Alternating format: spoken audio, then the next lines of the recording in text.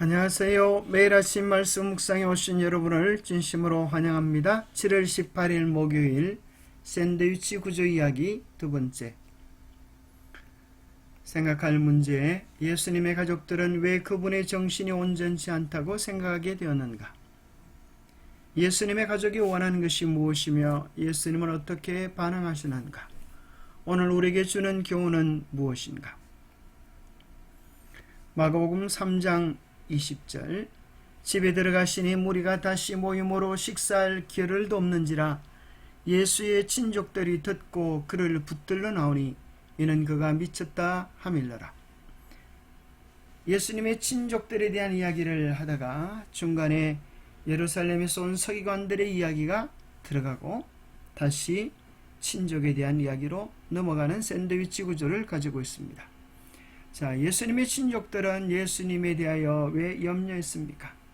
그 이유는 예수님께서 식사할 겨를도 없이 다른 사람을 위하여 봉사하며 자신을 돌보지 않는 모습을 보고 사람들이 전해주는 소문, 예수가 미쳤다라고 하는 것에 대하여 걱정하여서 예수를 붙들러 다시 집으로 데려가려고 온 것입니다. 게다가 서기관들의 주장은 예수가 귀신 들렸다라고 이야기하고 있는 것입니다. 30절에 보면 이에 그들이 말하기를 더러운 귀신이 들렸다 하밀러라. 그때에 예수의 어머니와 동생들이 와서 밖에 서서 사람을 보내어 예수를 부르니 무리가 예수를 둘러 앉았다가 여짜오되 보소서 당신의 어머니와 동생들과 누이들이 밖에서 찾나이다. 대답하시되 누가 내 어머니며 동생들이냐 하시고 둘러 앉은 자들을 보시며 이르시되 내 어머니와 내 동생들을 보라. 누구든지 하나님의 뜻대로 행하는 자가 내 형제요 자매요 어머니이니라. 예수님은 육신적인 가족을 뒤로하고 진정한 가족의 의미를 다시 설정해 주셨습니다. 하나님의 뜻대로 행하는 자들이 하늘에서 영원히 함께 살 진정한 가족이라고 말씀하셨습니다. 본문에도 샌드위치 구조가 나오는 것입니다. 그 양쪽의 이야기가 똑같고 속에 다른 내용이 삽입되어 있는 것입니다. 누군가 제정신인지 의심하는 것은 매우 심각한 일입니다. 일반적으로 이런 의혹은 그 사람의 행동이 당사자의 안전을 해칠 수 있다고 여겨질 때 제기됩니다. 예수님의 가족은 그분이 식사할 겨를도 없이 너무 바쁘게 일하시는 것에 대해 그렇게 느꼈습니다. 그들은 예수님을 말리기 위해 출발했고 샌드위치의 끝장 이야기는 서기관들이 그분을 마귀와 공모한 것으로 비난하는 속 이야기에 의하여 잠시 중단됩니다. 이 샌드위치 이야기에는 끝장과 속 이야기 사이에 주목할 만한 평행 구조가 나타납니다. 예수님의 가족은 서기관들과 유사한 관점으로 그분을 바라보는 것 같습니다. 가족들은 그분이 미쳤다고 말하고 서기관들은 그분이 마귀와 한 통속이라고 말하는 참으로 어려운 상황입니다. 마가복음에는 그와 같은 샌드위치 구조가 12개가 등장합니다.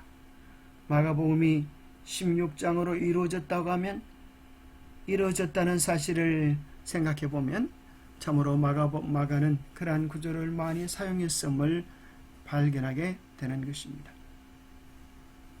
우리는 마가복음 3장 20절부터 35절까지 나타난 친족들의 등장, 바알세불 논쟁, 새로운 가족에 대한 정의를 공부하고 있는 것입니다. 예수님의 가족이 원하는 것은 무엇이었을까요? 예수님의 가족은 예수님을 데리러 온 것이었고 그들의 인간적인 친절한 행위는 오히려 예수 그리스도의 사역을 방해하고 있었습니다. 무리가 예수를 둘러앉았다가 여짜오되 보소서 당신의 어머니와 동생들과 누이들이 밖에서 찾나이다. 대답하시되 누가 내 어머니며 동생들이냐. 누구든지 하나님의 뜻대로 행하는 자가 내 형제요 자매요 어머니니라. 이 장면 이상하게 보일 수 있습니다. 어머니나 가족이 당신을 만나러 오면 그들을 만나야 하지 않겠습니까? 문제는 당시 예수님의 가족이 하나님의 뜻과 일치하지 않았다는 것입니다.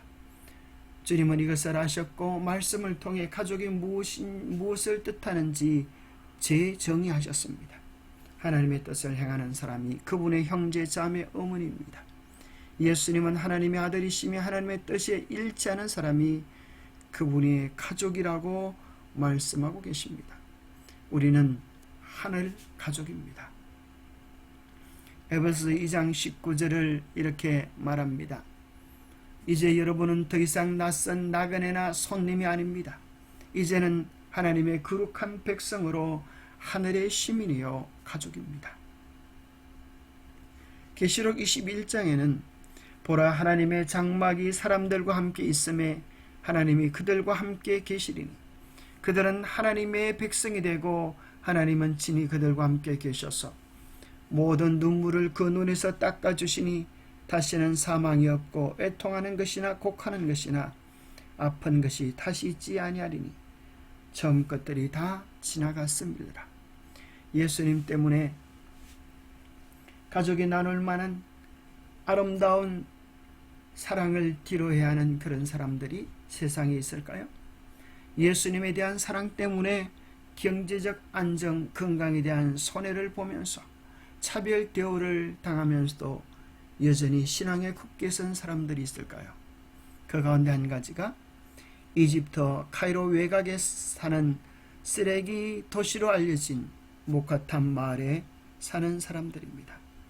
이들은 기독교인이라는 이유로 박해를 받고 몇 대째 쓰레기를 처리하며 살아가고 있습니다. 그러나 이곳 사람들의 얼굴만은 밝고 신앙으로 기쁨을 누리며 살아갑니다. 쓰레기 마을 모카탐 마을에는 하루에 엄청난 양의 쓰레기들이 들어옵니다. 냄새나고 참으로 고약한 그 어려움 속에서 그들은 생계를 유지해 나가는 것입니다. 이집트의 수도 카이로 동쪽편에 위치해 있는 모카탐 지역, 약 5만에서 7만 명의 사람들이 이곳에서 쓰레기를 수거하고 분리하는 작업으로 생계를 유지하며 대를 이어 살아가고 있습니다. 평소 40대를 오르내리는 고원에 속합니다. 동네 곳곳엔 쓰레기와 음식물, 먼지 등이 뒤섞인 쾌쾌한 냄새가 진동하는 곳입니다. 집집이 쌓인 쓰레기와 음식물 찌꺼기엔 파리들이 들끓습니다. 새벽부터 밤 10시까지 식사 시간을 제하고 온 가족이 쓰레기 분리 작업을 합니다. 이곳에는 악취가 가득하고 사방에 헌지가 돌아다니지만 사람들의 표정은 어느 곳보다도 행복해 보입니다. 모카탐 마을의 동굴교회는 7개가 되는데 15,000명이 수용 가능한 참으로 거대한 교회입니다. 그들이 이곳에서 예배할 만큼은 하늘을 바라보며 마음의 평화와 기쁨을 누릴 수가 있는 것입니다. 영감의 교훈입니다. 가족을 위해 우리 가족 중에도 동정에 줄이고 생명의 떡에 굶주린 영혼들이 있다. 그리스도를 위해 교육시켜야 할 자녀들이 있을 것이다. 우리의 바로 문전에 불신자들이 있다. 가장 가까이 있는 이를 충성스럽게 하자. 다음에 하나님의 손이 길을 인도하시는 데까지 우리의 노력을 확대하자. 많은 사람의 사업이 그 환경에 의하여 제한을 받는 것처럼 보이나 어느 곳에서든지 신앙과 근면으로 그 일을 행한다면 세상의 가장 먼 곳에서도 이 일의 감화를 느끼게 될 것이다. 기도하겠습니다.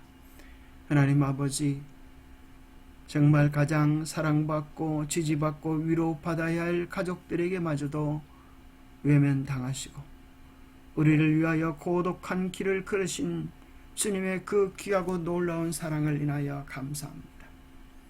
우리로 하여금 참된 가족의 의미를 깨닫게 하여 주시고 주님의 복음과 사랑 안에서 하나님의 가족의 따사로움과 위안을 느끼게 하신 주님의 사랑을 인하여 감사합니다. 우리의 육신적인 가족을 위해서도 기도합니다. 하나님의 뜻을 함께 행하는 가족이 되게 도와주옵소서. 그들과 의견이 다를 때라도 바른 길을 걷도록 용기 주시고 지혜를 주셔서 하나님의 사랑으로 용납하고 우리 가족의 발걸음을 성령께서 인도하여 주셔서 온전한 믿음으로 이끌 수 있도록 축복하여 주시옵소서. 하나님, 우리의 마음속에 날마다 그리스도의 사랑으로 가득 채우게 하시고 그 사랑으로 사랑하며 이해하며 용납하며 하나님의 뜻을 이루어가는 우리 모두가 되도록 축복하여 주시옵기를 우리 주 예수 그리스도로 머지하여 간절히 간구하옵나이다. 예수님 안에서 누리는 그 행복으로 하늘 가족의 기쁨으로 오늘 당할 수 있는 어려움들과 시련들을 이겨내는 우리 모두가 되시기를 축복합니다. 감사합니다.